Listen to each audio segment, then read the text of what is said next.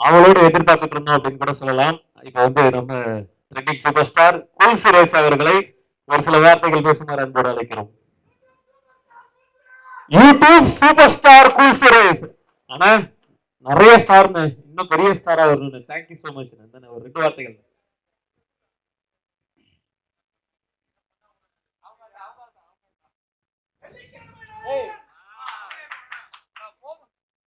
மேடையில் அமர்ந்திருக்கும் அனைவருக்கும் வணக்கம். குறிப்பாக போஸ் சார், திருமலை சார் என்னை பற்றி பேசுனது மிக்க நன்றி சார். நான் என்றைக்குமே உங்களுடைய மாணவன், ஞாபகத்தில் வச்சுருக்கேன் சார். உதயா சார் அவங்களாம் என்னை பற்றி பேசுனதில் ரொம்ப சந்தோஷம். மற்றும் கேமராமேன் இனியன் சார், கதிர், இன்னும் நிறையா பேர் இருக்காங்க. ஏற்கனவே டைம் ஆகி போச்சு, பேசிகிட்டே இருக்க வேண்டியதான். அவர்கள் அனைவருக்கும் வணக்கம். பத்திரிகை நண்பர்கள், ஊடக நண்பர்கள், இணையதள நண்பர்கள் அனைவருக்கும் வணக்கம். மேடையில் பேசி கைத்தட்டல் வாங்குற அளவுக்கு நான் பெரிய பேச்சாளர் இல்லை. அதனால் தயவு செஞ்சு நீங்களே ஒரு தடவை கைத்தட்டிடுங்க. இந்த கைத்தட்டல்கள் அனைத்தும் கெட்டவன்னு பேர் எடுத்த நல்லவன் சார் இந்த படத்தோட டீமுக்கு தான் போய் சேரும். நான் இது வரைக்கும் எவ்வளோ மேடையில் ஏறி இருக்கேன். ஆனால் இந்த மேடை வந்து எனக்கு வந்து ரொம்ப ஸ்பெஷல். அதுக்கு காரணம், நான் பிக் பாஸ் போயிட்டு வந்ததுக்கு பிறகு நான் மேடை ஏற முதல் மேடை இந்த மேடை.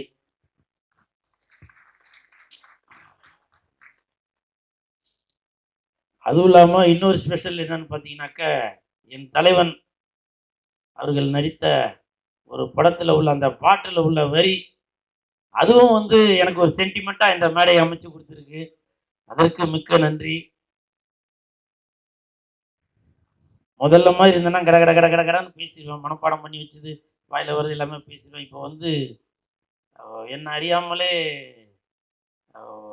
வார்த்தைகள் வந்து அப்படியே தடுமாறுது. அது பழைய கூல் சுரேஷாக மாறினா நல்லதா, இல்லை இப்போ இருக்கிற மாதிரி இருந்தால் நல்லதா என்னன்றது தெரியல. ஆனால் இனிமேல் எந்த ஒரு தவறும் நடக்காது. அந்த தவறு நடக்காமல் கண்டிப்பாக வந்து நான் இருப்பேன் அப்படின்ற நான் இந்த நேரத்தில் உறுதியோடு சொல்லிக்கிறேன். இந்த படம் கெட்டவன்னு பேர் எடுத்தா நல்லவன்டா, இந்த படத்தில் வந்து நான் நடிச்சிருக்கேன். ஸோ இதுவும் இன்னொரு ஸ்பெஷல். நான் வெளியில் வந்ததுக்கப்புறம் நான் நடித்த படத்துக்கும் நான் வந்து ஆடியோ ரிலீஸ் ஃபங்க்ஷனுக்கு வந்திருக்கேன் அப்படின்றது அதுவும் எனக்கு வந்து ரொம்ப சந்தோஷமாக தான் இருக்குது. பொதுவாகவே எதிர்பார்ப்பீங்க, கூல் சுரேஷ் வந்திருக்காரு, படத்துக்கு எதனா ஒரு ப்ரமோஷன் பண்ணுவார் அப்படின்னு. கொடுப்பா.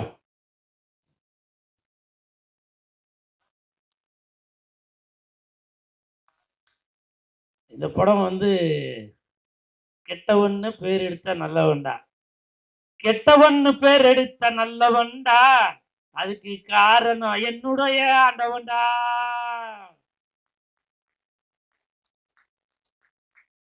உண்மையிலேயே இவங்களோட தயவால தான் நான் இந்த ஸ்டேஜில் இருக்கிறேன்.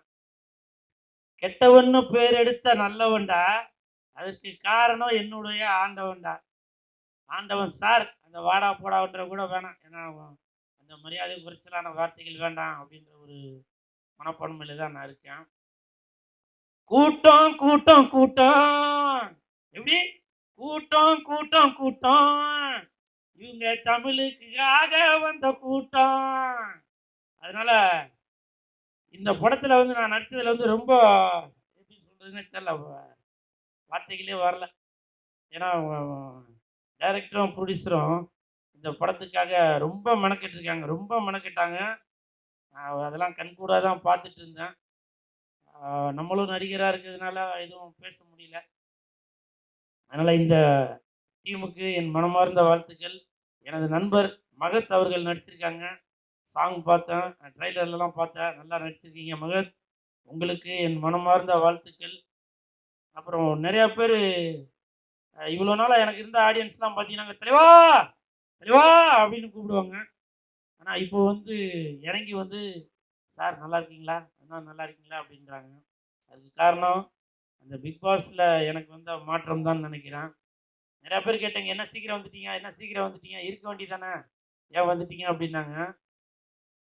ஆடு மாடு இல்லாதவங்க அடமலைக்கு ராஜா, பொண்டாட்டி புள்ள இல்லாதவங்க பஞ்சத்துக்கு ராஜா அப்படின்னு சொல்லுவாங்க. என்னால் குடும்பத்தை விட்டுட்டு இருக்க முடியலங்க.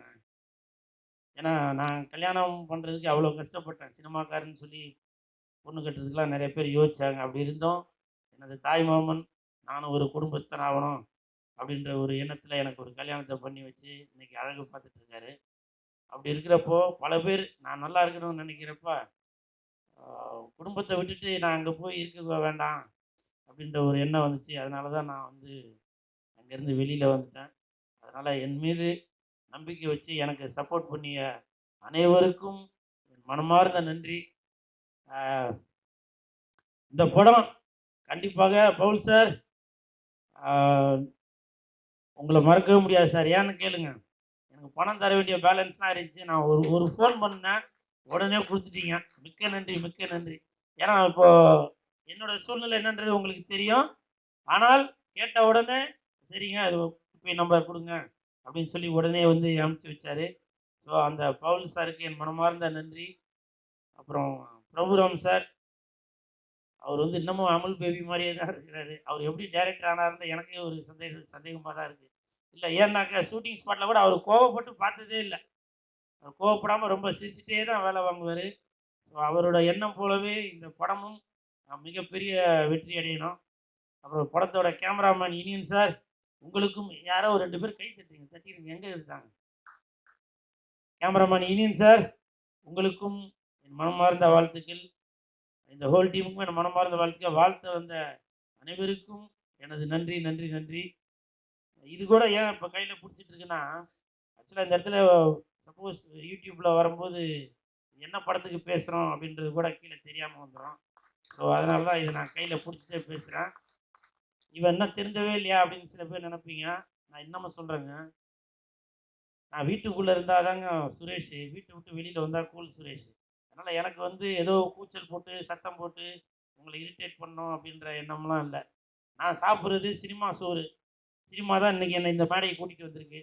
சினிமா தான் என்னை பிக் பாஸ்குள்ளே கூட்டிகிட்டு போயிருக்கு. இந்த மேடை கூட இன்றைக்கி இவ்வளோ கேமராலாம் இருக்குது. அதுக்கு எல்லாமே எனக்கு சினிமா போட்ட சோறு தான். திருமலை சார் எனக்கு கொடுத்த சம்பளம் தான். இதெல்லாம் நான் மறக்கவே மாட்டேன். என்னோடய கல்யாணத்தப்போ எனக்கு பணம் தந்து, சார் உங்களுக்கு ஞாபகம் இருக்குங்களா? ஸோ அதெல்லாம் வந்து எனக்கு சினிமா போட்ட சோறு தான் அது. அதனால் நான் சினிமாவுக்காக கண்டிப்பாக குரல் கொடுத்துக்கிட்டே தான் இருப்பேன். என்னோட ரத்தம், நாடி, நரம்பு எல்லாமே ஒரு பக்கம் சிம்பு சார், ஒரு பக்கம் சினிமா தான். அதனால் மறுபடியும் இதை கையில் எடுத்துட்டேன் அப்படின்னு நினைக்க வேணாம். இந்த இடத்துல ஆக்சுவலாக எதனா போர்டு கீடு எதனா இருந்துச்சுனாக்கா இதை நான் கீழே வச்சுருப்பேன். ஆனால் இந்த படம் முடிகிற வரைக்கும் இது நான் தோளில் தான் வச்சுருப்பேன். அந்தளவுக்கு இந்த படத்தை வந்து கண்டிப்பாக நான் எடுத்துகிட்டு போய் சேர்ப்பேன்ற நம்பிக்கையோட இந்த படம் மிகப்பெரிய வெற்றியடைய இந்த ஹோல் டீமுக்கு என் மனமார்ந்த வாழ்த்துக்களை தெரிவித்துக்கு வந்து பத்திரிகை நண்பர்கள், ஊடக நண்பர்கள், இணையதள நண்பர்கள் எல்லாரும் இந்த படத்துக்கு சப்போர்ட் பண்ணுங்கள். நன்றி, நன்றி, நன்றி, நன்றி.